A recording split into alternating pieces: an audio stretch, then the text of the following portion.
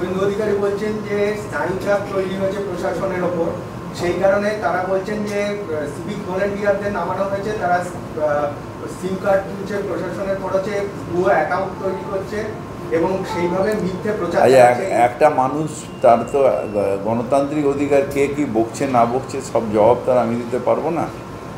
আর আমাদের খেয়ে দিয়ে কাজ নেই, প্রশাসনের সিভিক ভলেন্টিয়ারদের সিম কার্ড দেবে, সেই কার্ডে তারা ভুয়ো অ্যাকাউন্ট করবে, এটা কি উনি নিজে প্রশাসনে ছিলেন? এটা কি বাস্তবে সম্ভব? বাস্তবে সম্ভব? আপনার মনে এটা বাস্তবে সম্ভব? এগুলো বেকার, এগুলো বেকার। উনি মাঝে মাঝেই এরকম করেন, এত তারিখে এই খবর বেরোবে, ওই তারিখে এ হবে, সেন্সেশন ক্রিয়েট করার চেষ্টা করেন। তাতে কিছু যায় আসে না, প্রশাসন প্রশাসনের মতন চলছে। ভোডাফোন, এয়ারটেল, মোস্টলি এরা তিনটে আছে, আরও একটা দুটো আছে। এদের বলতে পারি যে তোমরা লিস্ট অফ টাওয়ার্স দাও বড় ওয়ার্ড ওয়াইজ। সেই টাওয়ারগুলো আমাদের বিল্ডিং ডিপার্টমেন্ট ইন্সপেকশন করলো, করে বাদবাকি যে টাওয়ার যদি থাকে সেটাকে আমাদের প্রসেস করে সেগুলোকে নামিয়ে নিতে। হ্যাঁ বলুন।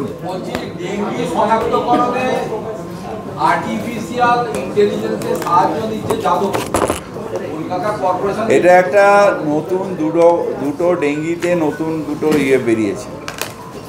একটা হলো যে আর্টিফিশিয়াল ইন্টেলিজেন্সের মধ্য দিয়ে ডেঙ্গি আর মানে ডেঙ্গি ডিটেকশনটা আর্টিফিশিয়াল ইন্টেলিজেন্সের মধ্যে দিয়ে হবে। এটা একটা এক্সপেরিমেন্ট এতে আছে, এখনও এটা আমাদের প্রসেসে আসেনি, আমাদের কি বলে মানে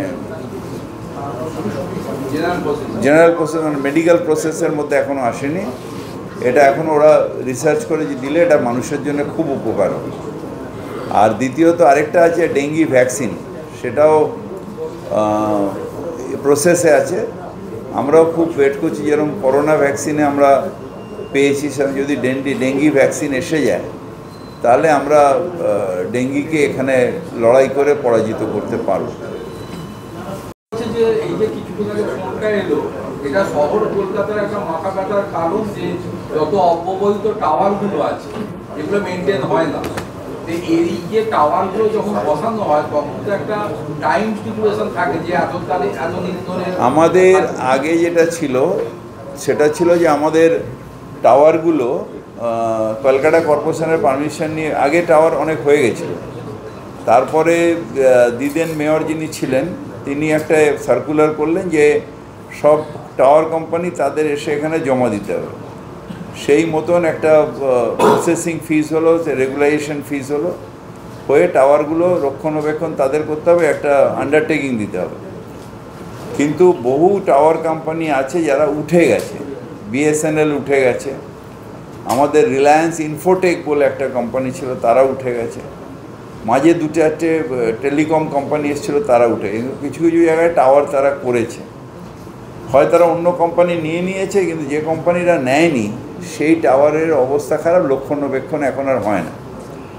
সেইগুলোকে আমাদের খুঁজে বার করতে হবে এবং খুঁজে বার করে সেগুলোকে কোনো কোম্পানি যদি দায়িত্ব না নেয় তাহলে আমাকে বাড়িওয়ালাকে প্রথমে বলতে হবে এগুলো খুলে ফেলার জন্য। যদি বাড়িওয়ালা না খোলে তাহলে আমাকে একটা আমাদের আইটির সাথে কথা বলে একটা করতে হবে যে এইগুলোকে খুলে নিয়ে আমরাই খুলে নিয়ে এটাকে মানে স্ক্র্যাপ হিসেবে অকশন করে দেবো।